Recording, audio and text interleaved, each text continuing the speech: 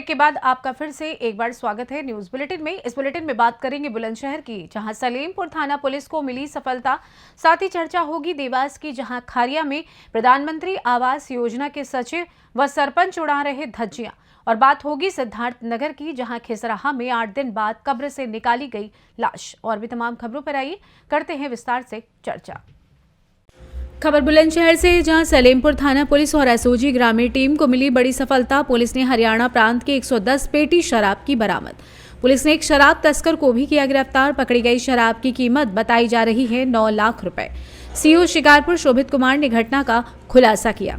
आइए जानते हैं इस विषय में सीओ शिकारपुर शोभित कुमार ने आगे क्या कुछ बताया। त्योहारों के दृष्टिगत जनपद में कानून व्यवस्था बनाए रखने एवं अपराधियों और अपराध पर प्रभावी कार्रवाई करने के लिए वरिष्ठ पुलिस अधीक्षक महोदय जनपद बुलंदशहर के निर्देशन में सघन चेकिंग अभियान जारी है, जिसके क्रम में एक प्राप्त अभिसूचना के आधार पर कल रात यानी कि 5/6 मार्च 2024 की रात्रि को थाना सलेमपुर टीम और देहात की स्वाट टीम को एक सफलता मिली है, जिसमें कि ग्राम जटपुरा के पास एक पानी की टंकी है थाना सलेमपुर में, जहां से 110 पेटी अवैध अंग्रेजी शराब बरामद हुई है। एवं वहीं से एक अभियुक्त जिसका नाम हीरालाल कामत पुत्र बच्चालाल कामत, यह ग्राम हर्री थाना मरोना जनपद सुपौल बिहार का रहने वाला है। इसकी गिरफ्तारी भी वहीं से हुई है। एवं इसके पूछताछ जब की गई तो इसके द्वारा बताया गया कि इसका एक साथी है दिनेश, जो कि जिला नरपतगंज बिहार का रहने वाला है। वर्तमान में यह चिपियाना जिला। बुलंदशहर से सी न्यूज संवाददाता अदनान इबाद की रिपोर्ट। खबर देवास से है, जहां खारिया पंचायत के सुरलाय का मामला है। प्रधानमंत्री आवास योजना के नाम पर भ्रष्टाचार का एक बड़ा मामला उजागर हुआ है। दरअसल यहां पर एक मकान पर 2 हकदार दिखाई दे रहे हैं। सरपंच और सचिव की मिलीभगत से प्रधानमंत्री आवास योजना में बड़ा घोटाला देखने को मिल रहा है। आइए जानते हैं इस विषय में संबंधितों का क्या कुछ कहना है। जो मकान बताया गया है शिवराम जी का, हाँ। जिस मकान पर आपके नाम से हाँ। पैसे निकाल लिए गए हैं, हाँ। उसमें आपको कितना पेमेंट मिला है या कितना पैसा मिला है अभी तक? तो अलग अलग किस्त मिला। किस तरह से किस्त बनाई गई थी? शायद पहले 25 मिला, फिर 40 मिला और ऐसा कुछ ध्यान नहीं है। आपके नाम से, जैसा कि हम सर्च कर रहे हैं, हाँ। आपके नाम से यहाँ पर इस जगह पर, हाँ। जो जगह आपने बताई है स्थान में, 0 ग्राउंड पर, हाँ। वहाँ पर आपका मकान नहीं पाया गया है। हाँ। आपके द्वारा गलत जानकारी दी है। हाँ। उस विषय में क्या कहना है आपका? सरपंच से जाके पूछ लो, उन्हें एक बार करे सब पैसे निकाले जाओ। सरपंच ने पैसे निकाले? और पैसे मतलब उन्हें निकलवा के दिए कि नहीं? नहीं, सरपंच कभी पैसे निकाल के नहीं देता है भाई। पैसे जो आते हैं, नहीं तो वही तो अब पोजीशन देख के वही तो निकालते हैं। रुपए जो आते हैं वो हाँ। आपके खाते में आते हैं। हाँ। तो वो किस प्रकार से वो खाते में आए हैं आपके पैसे? नहीं किस प्रकार खाते में पैसा आया? 25 आया, 40 आया, फिर शायद 15 आया। तो ऐसा कुछ आया। जब आपका मकान बना ही नहीं है तो कैसे पैसे आ गए? हाँ तो वो कैसे आ गया? आप बताइए। हाँ तो वो मकान बना नहीं। कहाँ नहीं बना, वो गलत जानकारी दे रहे हैं आप। वो मकान शिवराम जी का है, आपका मकान नहीं है वो। गलत जानकारी सरपंच से पूछो, सचिव से जाके पूछो। ठीक है, आपकी जानकारी ऊपर अधिकारी को फॉरवर्ड की जाएगी। ठीक है। हाँ। जो प्रधानमंत्री आवास का मकान है, किनके नाम से? इसमें किसी श्री राम नाम के व्यक्ति का कोई हस्तक्षेप है ना? थोड़ा कौन सा है? साइड वाला। इस साइड वाला? नहीं, इस साइड वाला शिवराम जी के नाम से है। इस साइड वाला क्या है? और ये जो ज़मीन आ रही है वो शिवराम जी के ही नाम से आ रही है, श्री राम जी के नाम से नहीं आ रही है। तो यह भ्रमित जानकारी है या सही जानकारी है? ये तो अब देखो, एक्चुअल में सही सच बात यह है कि इनके नाम से करेंगे हम फिर उस मकान को। हाँ, तो ये मकान किनके नाम से, ये बताइए आप। शिवराम के नाम से। शिवराम के नाम से ही है, श्री राम के नाम से नहीं है ना? नहीं, वो बाद में हुआ था वो। तो नामांतरण हो गया क्या इस मकान का? श्री राम जी के नाम से हुआ क्या नामांतरण इसका? अभी नामांतरण नहीं। बिना नामांतरण प्रधानमंत्री आवास योजना नहीं आती भाई साहब। नहीं। हाँ, ये गलत जानकारी दे रहा है। कोई नामांतरण वाला है? कौन आया है? बिना नामांतरण प्रधानमंत्री आवास योजना मतलब शिवराम जी के नाम से निकली है, श्री राम जी के नाम से नहीं निकली है ना इसमें। नहीं निकली। बताया उसने ये मेरा मकान है, फिर तो नहीं बता रहा हूँ तो मेरा मकान है, और उसने बनाया होगा वहाँ पे मकान बनाया था, ये भी तुमने जियो टेक करा उसका। नहीं, वहाँ पर उनकी रजिस्ट्री नहीं है, उनका कागज ही नहीं है। नहीं रजिस्ट्री तो क्या आबादी जगह है, रजिस्ट्री भी नहीं है, उनका नामांतरण भी नहीं है। बोले नामांतरण हुआ ही नहीं है। आबादी जमीन की रजिस्ट्री कहाँ होती है जी? नामांतरण भी नहीं होता है। आबादी की जगह ही नहीं हो तो शासन की आबादी रजिस्ट्री नहीं हुई, रजिस्ट्री नहीं बोल रहा हूँ, नामांतरण नाम से तो होती है ना, कोई भी कब्जा पट्टा वगैरह दिया जाता है। देखो ग्रामीण क्षेत्र में अभी तक पट्टे का पूरी तरह से पट्टे थोड़ी मिल पाए हैं जो सभी को। वो आबादी की भूमि आबादी भूमि बना सकता है कहीं पे भी, वो कहीं झोपड़ी बना के रह रहा था कहीं पे और उसको बोल रहा मैं यहाँ पे मकान बनाना चाहता हूँ, बना नहीं, प्रधानमंत्री आवास योजना से बना है जो श्री राम जी के नाम से है। वो शिवराम जी का ही है या किसी और का भी है उसमें हस्तक्षेप? राम राम लाल। और श्री राम जी का इसमें कोई योगदान या उनका कोई प्रधानमंत्री आवास योजना उसमें नहीं है? मुँह से बोलिए ना सर। नहीं है ना, ठीक है। देवास से सी न्यूज संवाददाता सोनू सिंगनाथ की रिपोर्ट। खबर प्रतापगढ़ से है, जहां एक दिन पहले ही पिता की मौत हो जाने से बेटी की डोली उठने से पहले ही पिता की अर्थी उठ गई, जिससे जहां पूरे परिवार में बज रही शहनाई के बदले मातम की गूंज सुनाई देने लगी, वहीं इस बात की भी चिंता है कि आखिर बेटी की डोली कैसे उठेगी। पिता की मौत के बाद परिवार का सबसे जिम्मेदार सदस्य दुनिया से अलविदा कह गया। अब पूरे परिवार को समाज से आशा है कि लोग मदद करेंगे। पट्टी तहसील क्षेत्र के बिरौती गांव के रहने वाले मुन्ना लाल गुप्ता की 4 बेटियों में तीसरे नंबर की बेटी की शादी 6 मार्च को है। आज सुल्तानपुर जनपद के भदौना गांव से बारात आनी है।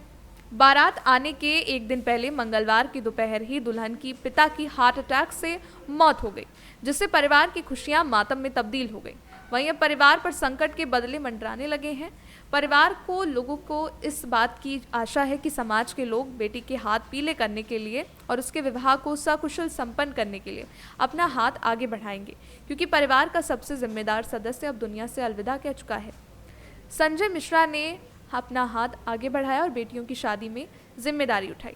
पट्टी तहसील क्षेत्र के रहने वाले समाज सेवी संजय मिश्रा ने कुछ दिन पहले एक पीड़ित परिवार की मदद की, जहां पर उन्होंने पिता की मौत हो जाने के बाद बेटी के पूरे शादी का खर्च उठाया था। फिर ऐसे ही समाज सेवी लोगों की ज़रूरत है और बेटी की डोली उठाने के लिए लोगों को कंधे की सहारे की ज़रूरत है। अब देखना ये होगा कि कितने लोग इसमें अपना योगदान देते हैं। प्रतापगढ़ से सी न्यूज़ संवाददाता रोहित जायसवाल की रिपोर्ट। खबर महाराष्ट्र के बुल्ढाणा से है, जहां बता दें कि पेशेवर दुकानदारों द्वारा एक्सपायर्ड खाद्य पदार्थों की बिक्री। मलकापुर में स्कूली बच्चों ने इसका स्वाद चखा, क्योंकि सामग्री मलकापुर के सार्वजनिक वाचनालय के प्रांगण में और खुले में फेंकी गई थी। यदि उन एक्सपायर्ड उत्पादों से बच्चों की जान को कोई खतरा हुआ तो इसका जिम्मेदार कौन होगा, ऐसा सवाल उठ रहा है। बता दें, खाद्य एवं औषधि प्रशासन अभी तक मुखपत्र नहीं रह गया है, लेकिन वास्तव में इसका क्या मतलब है। मलकापुर शहर के स्टेशन रोड पर खाद्य विक्रेताओं द्वारा एक्सपायर्ड तथा खराब खाद्य सामग्री शहर की जनता को बेची और कुछ रास्तों पर फेंकी जाती है। इसे सार्वजनिक वाचनालय के प्रांगण में फेंक दिया जाता है। इस बार भी ऐसी ही चौंकाने वाली घटना सामने आई। इससे गंभीर बात यह है कि शहर की गरीब बस्तियों के छोटे छात्रों ने उन एक्सपायर्ड फूड पैकेटों को खा लिया। शीतल पेय का भी स्वाद चखा। विभिन्न कंपनियों के नमकीन के पैकेट, कोल्ड ड्रिंक की बोतलें खुले में फेंक दी गई थी। छोटे बच्चों के खाने से उनके लिए स्वास्थ्य समस्या पैदा हो गई। प्रशासन को इस मामले में गंभीरता से कदम उठाना जरूरी है। कई दुकानदार एक्सपायर हो चुके सामान को बाहर फेंक देते हैं। ये मामला प्रशासन की नज़र में कैसे नहीं आया, ये गंभीर प्रश्न है।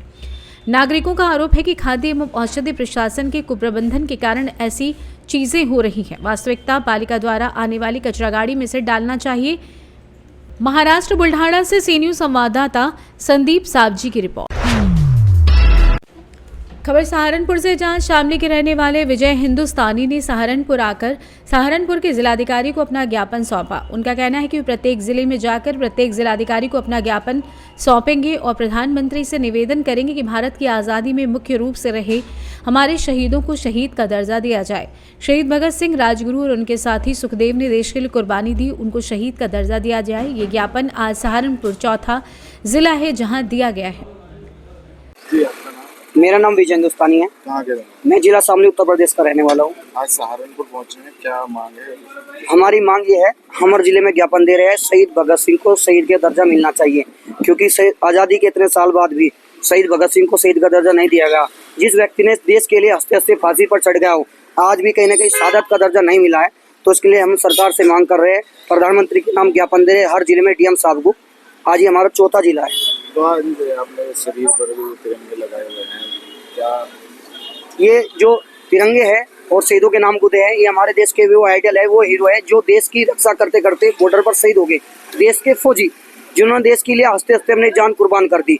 आज चाहे अनंतनाग घटना हो, उरी हो, पुलवामा हो या कारगिल हो, तमाम उन शहीदों के नाम गुदे हैं जो जवान शहीद हो रहे हैं देश के अंदर। और आपने तिरंगे की बात की है, तिरंगे क्यों लगा रखे? क्योंकि देश के युवा कहना कि आज भक्ति से उत्प्रोत नहीं है, नशे की तरफ दौड़ रहे हैं। उनके अंदर एक जज्बा जुनून जो देशभक्त राजगुरु सुखदेव के अंदर है, कहने कहीं वो थोड़ा बहुत कुछ अंश 1% हमारे अंदर भी वो कहने कहीं हमारे युवाओं के अंदर होना चाहिए, क्योंकि युवाओं को इस समय देशभक्ति की जरूरत है, नशे की जरूरत नहीं है। तो आपके साथ ये चला है आपने, यार इसमें कौन कौन लोग हैं? इसमें बहुत सारे लोग हैं, पूरे देश से लोग हैं, सेना के लोग भी हैं, रिटायर्ड फौजी भी है, देश के युवा भी हैं।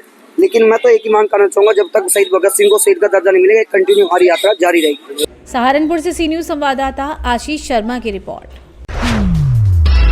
खबर सिद्धार्थनगर से, जहां खिसराहा थाना क्षेत्र के पररोई गांव निवासी 35 वर्षीय राजू शर्मा पुत्र हरिवंश की उसके ससुराल में मृत्यु हो गई थी। मृतक के भाई राजकुमार ने राजू की मृत्यु को संदिग्ध मानते हुए ससुराल वालों पर हत्या का आरोप लगाते हुए खिसराहा थाने में शव का पोस्टमार्टम कराने को लेकर प्रार्थना पत्र दिया था, जिसके बाद मंगलवार शाम को मृत्यु के 8 दिन बाद शव को निकालकर पुलिस ने पोस्टमार्टम के लिए भेजा है। मृतक के भाई राजकुमार द्वारा दी गई तहरीर के अनुसार 25 फरवरी को राजू अपनी ससुराल उसका बाजार अंतर्गत रेहड़ा गया था, जहां उसकी संदिग्ध परिस्थितियों में मृत्यु हो गई थी। मृतक की पत्नी लक्ष्मी शव को पररोई गांव लेकर पहुंची तथा ग्रामीणों के सहयोग से राप्ती नदी स्थित सुरही घाट पर शव को दफन कर दिया गया।